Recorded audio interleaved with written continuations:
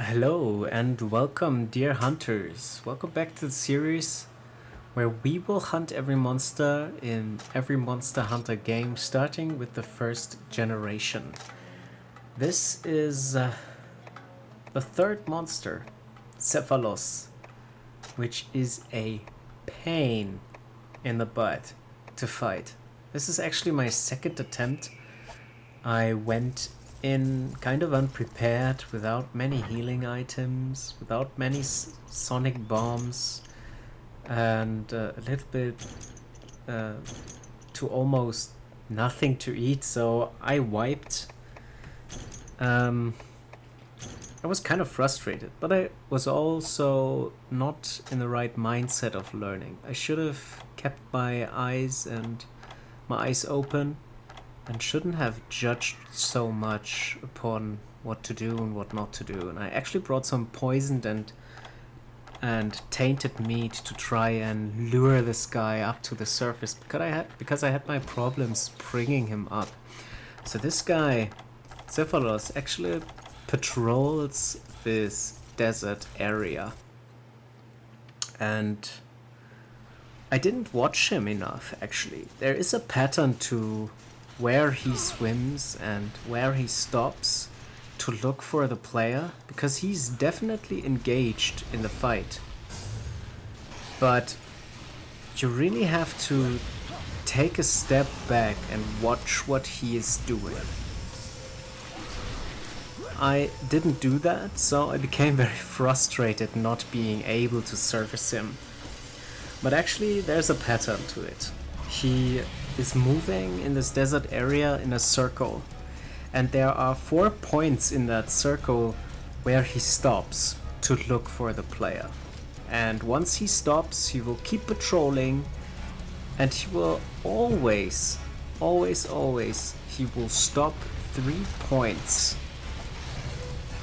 after the last time he stopped. So he will kind of cycle through all 4 points. And you only realize that when you watch him intently and don't run around trying to chase him like a chicken. And I find that design actually really nice. I think a lot of modern games try to be intuitive from the start, which this is not. This is definitely not intuitive. You don't know what to do, you don't know what he's doing. After like 10 minutes, it's getting kind of weird. You're just standing there and there's monsters doing nothing to you. So what this game does is this game rewards you for watching the monster intently, watching what happens, looking for patterns, looking for something that is repeating itself. And if you just want to go at it and try to spam attacks, you're not in a cool of mind where you are receptible to something new. And this guy definitely was something new for me. Wow. Okay, so once you do manage to surface him, he actually has some attacks we are already familiar with. He does have a double tail swipe like that. He always follows it up with a second motion. Then he has this like head smash that goes from side to side. He does have kind of the fire spit of the Kutku. It's just replaced with sand, but it basically does the same thing. What else does he have? Oh, he has a body slam. That's new. He has a body slam. Actually does really heavy damage, so you have to be aware of that.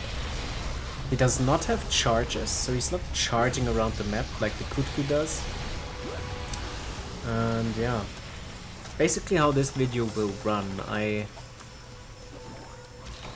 there's one attack we haven't seen yet. Holy shit. So he can paralyze you. Wow. I think that's actually also the first time that we encounter a status abnormality, a status effect. Here comes another spit.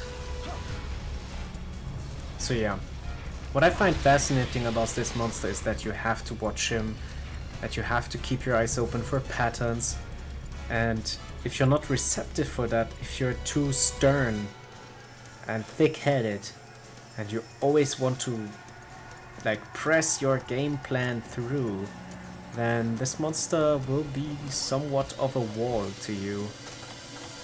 And yeah. So I didn't realize this at this point, that's why I'm like running around without a plan.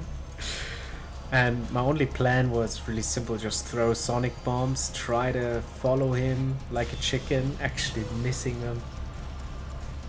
Alright, I should be just about to get him up to surface again. So, lesson learned from this monster: don't push yourself. Don't try to always do the same thing when it comes to new monsters. Just try and be open to new strategies and new stuff that you have to do. But I really like this choice of design. Wow, there's a lot happening here. Another sand shark throwing sand at us. Trying to go for the tail, get some good damage in. We actually got a flinch, which I didn't recognize yet. So there's that. Get another flinch I didn't recognize as well. However, we are always in danger of tail swipes. Let's get another flinch, shall we? Ah, he jumps away. And he goes under again. There he goes. We did get him up. Nice. Alright, let's do some damage. Can we get another one? So, when in melee, those are the two... Wow, that did like 60% damage. That's just basically two dangers. It's the tail swipe attacks and the body slam. The body slam is much more dangerous, and you shouldn't be in melee with this low health, because the body slam can one-shot you. At least I got some mega potions. However, I have to get to safety and keep a cool mind here, because there is sharks about, and they from time to time they do attack. I hope I don't waste those sonic bombs. He surfaces by himself. Well, that's nice. And he goes back under again. So, number one priority should always be, how do I get this thing up to the surface? And that was just my plan. Let's do it.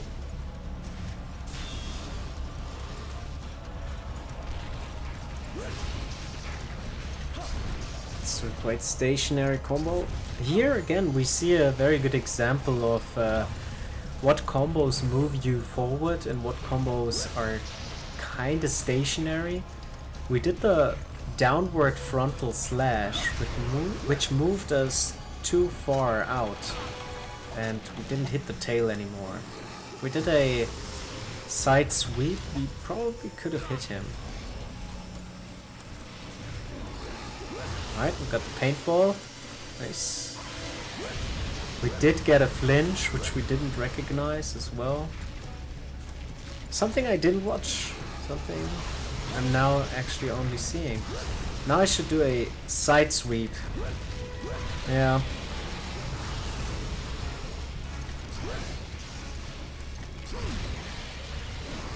Just hope he doesn't do a body slam, actually. Here, a stationary combo could have been fine. Sometimes you just have to risk it. Wow, a flinch saved us from a body slam. That would have made us really low. Ouch. Let's heal up. Heal up, keep our calm. Oh, there's many monsters, just chill out. It's fine. Alright. Wait for an attack, heal again. Or don't! We are going in! And we're getting punished. We could have rolled into the legs here, actually, not to the side. So with this monster specifically, the legs are a very, very attractive spot to stand while doing damage. Anything else can be very dangerous. Even the slam is quite safe at the legs.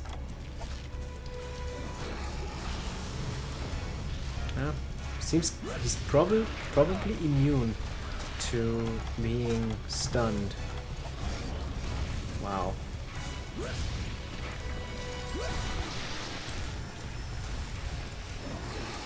Alright, so we did get another flinch, which we didn't recognize. So from this combat, I take away two things, which basically can be summarized into one, actually, now that I think about it. But we didn't recognize a lot of damage potential flinches. We didn't watch the monster's patterns before he surfaces, since there's no actual threat to us while he's under the sand. We should really use that safety to watch him and learn something new. So I didn't use flinches, which could have been just more damage I gotten onto him, and I didn't watch him, which took a lot of time out of the fight. Well, which put time into the fight. Let's see if something else comes to mind. Else, let's see this. A quite stationary combo. We're kind of safe from the beak attack or head slam. Again, focusing on the legs, being safe from the tail swipes. If I would have remained stationary there, I could have done a lot more damage. So yeah, that's the fight. Watch him being open to new stuff. Don't try to force your own will onto the monster. The pace of the fight is directed by the monster and not by you. This is actually something I really enjoy about this game, because in most other fighting games you're so powerful that you can you are basically the master of the fight. You control the direction the fight takes. With this game, at least in the early generations, the monster have all the power and you have to abide by them. So, let's skip to the end of this hunt, because this is a long video and I don't want this to exceed 15 minutes. So, see you in a bit.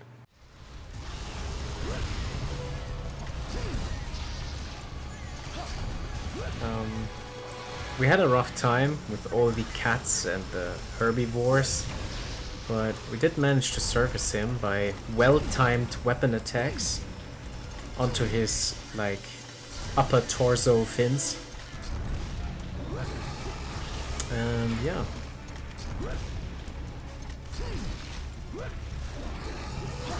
Very drawn out fight.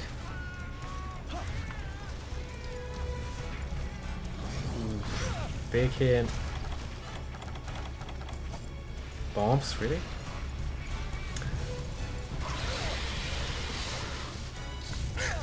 Strategically placed to wake myself up, obviously.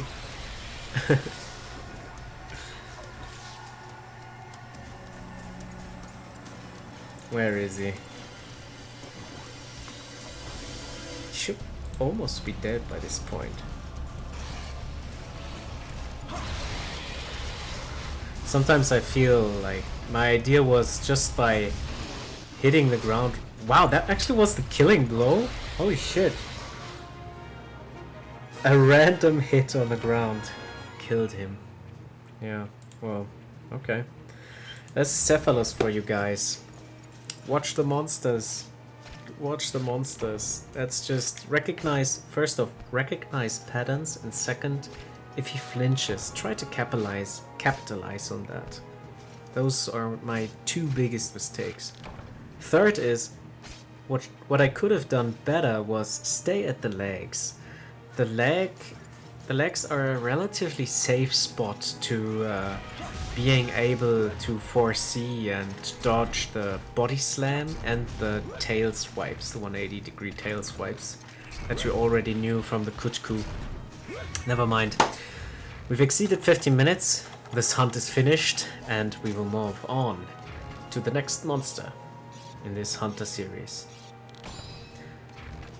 I wish you a great day. I hope you have a good time and don't be too hard on yourself.